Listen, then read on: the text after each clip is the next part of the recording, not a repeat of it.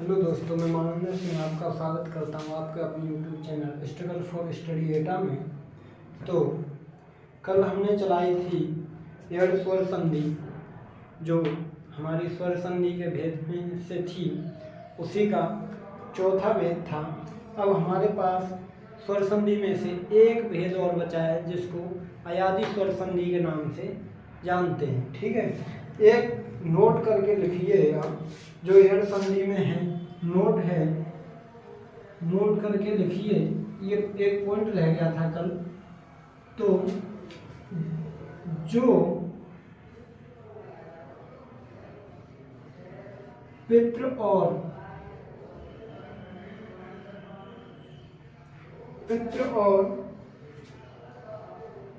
मातृ वाले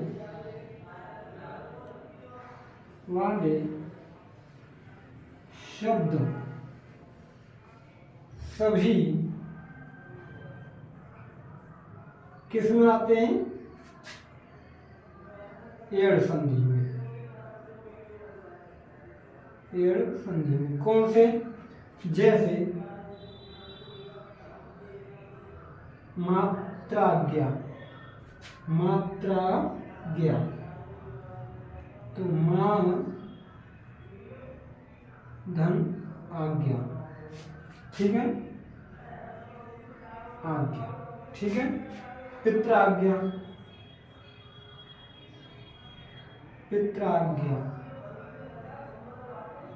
तो पितृधन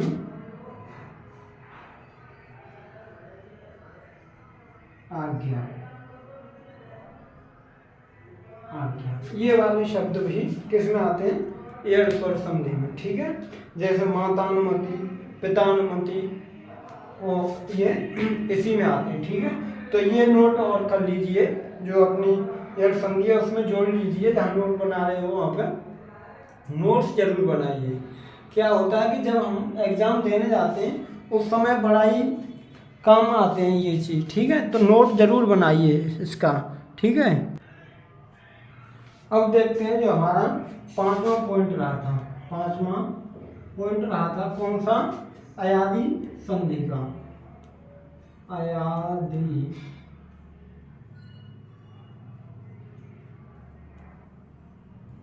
संधि कौन सा रहा था? अयादी संधि। ठीक है, तो इसकी पहचान क्या है? पहचान कैसे पहचानेंगे? इसे 2 या 3 तरीके से पहचान सकते हैं। 2 या 3 तरीके से। कौन कौन से? देखो, यह कोमा हुआ के साथ पूरा अक्षर आएगा, पूरा अक्षर आएगा नंबर 1। और नंबर 2 है जहां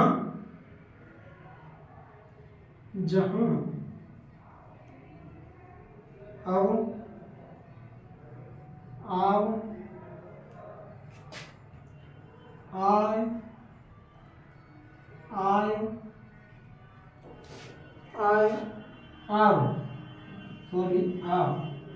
आर शब्द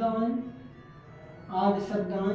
और सबसे बेहतर तरीका है, सबसे बेहतर कौन सा? ये नोट करके लिख लो। जो तीसरा पॉइंट है वो नोट करके डालो। इसमें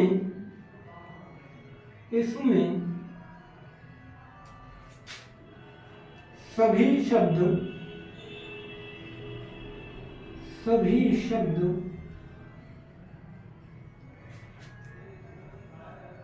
तीन अक्षर के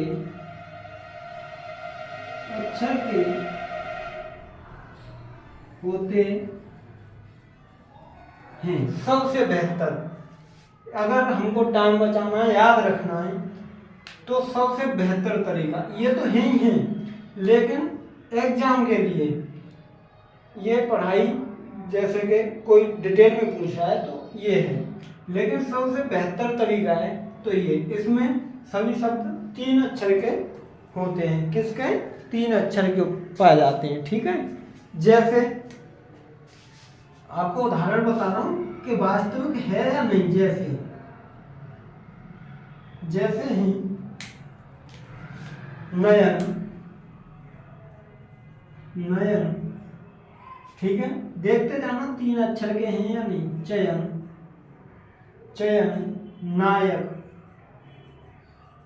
नायक, ठीक है। अब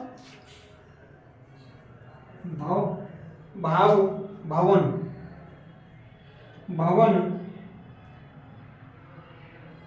भावुक,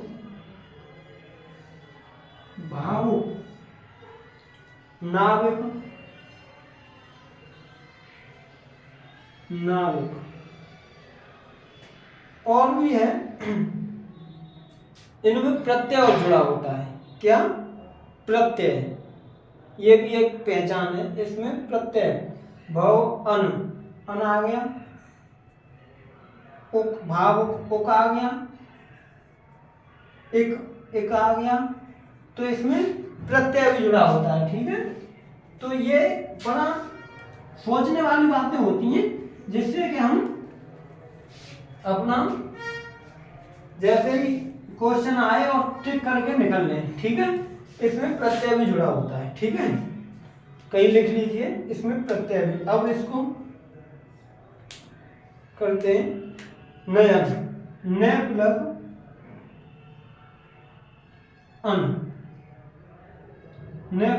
अन, ठीक है। या को ए में बदलना, ठीक है, या को ए में बदलना, या इस ऐसे कर लो, या ये मात्रा आ जाती है, ठीक है, ये वाली, ठीक है। तो या को ए में, तो न प्लस अन, च प्लस अन,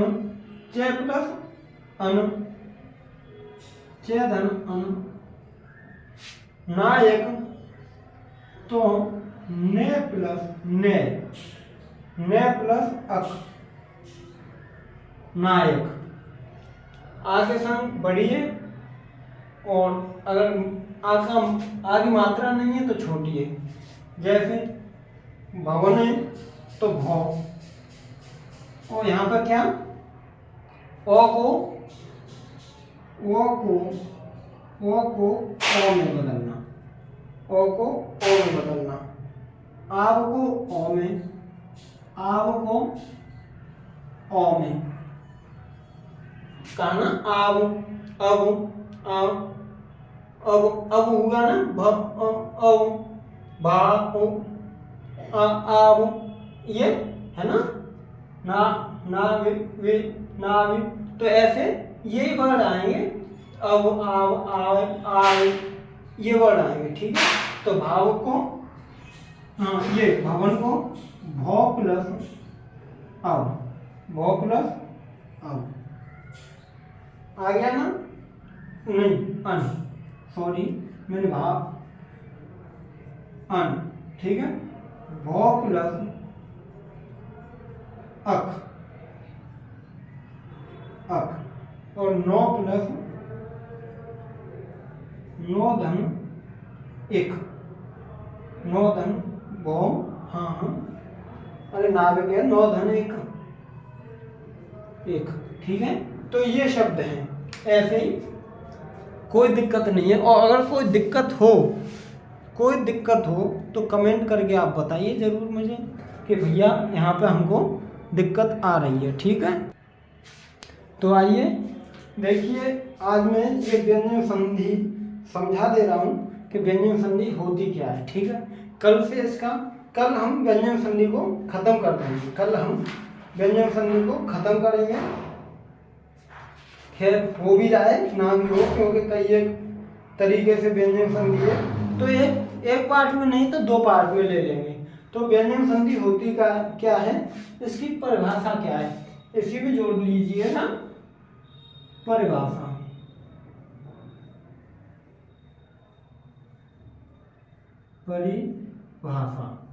ठीक है। व्यंजन संधि कि जहां प्रथम शब्द का अंतिम वर्ण, जहां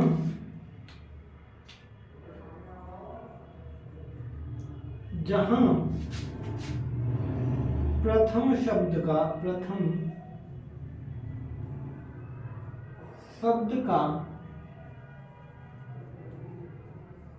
अंतिम वर्ण क्या होता है? अंतिम वर्ण स्वर तथा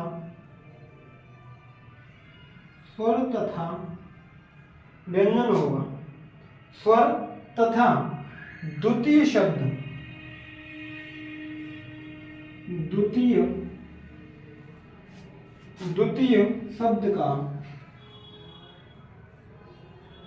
शब्द का प्रथम वर्ण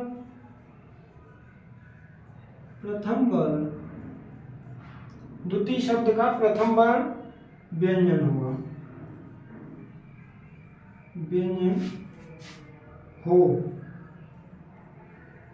उसे क्या कहते हैं? व्यंजन संधि। या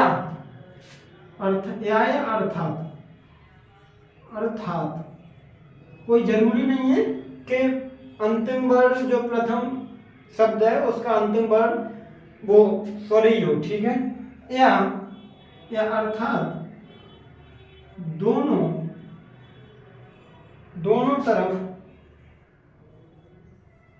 तरफ व्यंजन हो। जरूरी नहीं है कि एक तरफ स्वर हो प्रथम शब्द में और लास्ट वाले में व्यंजन हो, ऐसा कोई जरूरी नहीं है। दोनों तरफ व्यंजन भी हो सकते हैं। जैसे कि एक अक्षर है वागीश,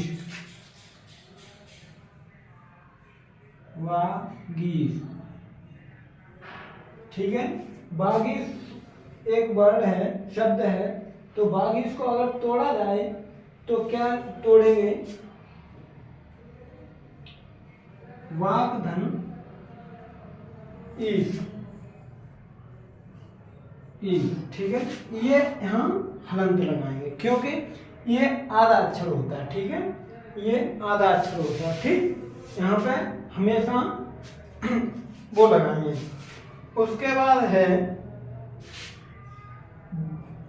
अजंत या जगदीश कर लो, जगदीश तो जगत धन ईश, ठीक है। अब इसके नियम जो है अलग अलग नियम हैं, किससे क्या बनता है किससे क्या, ये उदाहरण दे दिए दो, वो बाकी कल बताऊंगा व्यंजन संधि को पूर्ण रूप से, ठीक है। तो आज के लिए इतना। अगर हमारी वीडियो अच्छी लगे तो लाइक करें, शेयर करें, सब्सक्राइब करें। बार बार मैं कहता हूँ पढ़ते रहिए, कोई छोटा बड़ा नहीं होता, हौसला बुलंद होना चाहिए बस, इससे बढ़ के कोई चीज़ नहीं है। जब हम अपने तरीके से कोई काम करेंगे तो ये नहीं है कि एक बार में सफलता मिल जाए, कई बार गिरना उठना लगा रहता है। हो सकता है हमारी मंजिल कहीं दूर हो, उसे पाने के लिए हमारे पास समय बहुत अधिक हो, और कोई होता है जो एक बार में पा लेता है। वो कोई संघर्ष नहीं होता है। आनंद सफलता का तभी आता है जब हमको संघर्ष से मिलती है सफलता, ठीक है। वैसे तो पालो तो वो आनंद नहीं है, ठीक है। तो आज के लिए इतना ही। अगर हमारी वीडियो अच्छी लगे तो हमारे चैनल को सब्सक्राइब करें, लाइक करें और अपने दोस्तों से जोड़ें, जिससे कि हमारा आगे को अच्छे से सेशन चल सके। थैंक यू, धन्यवाद। स्वस्थ रहें, मस्त रहें।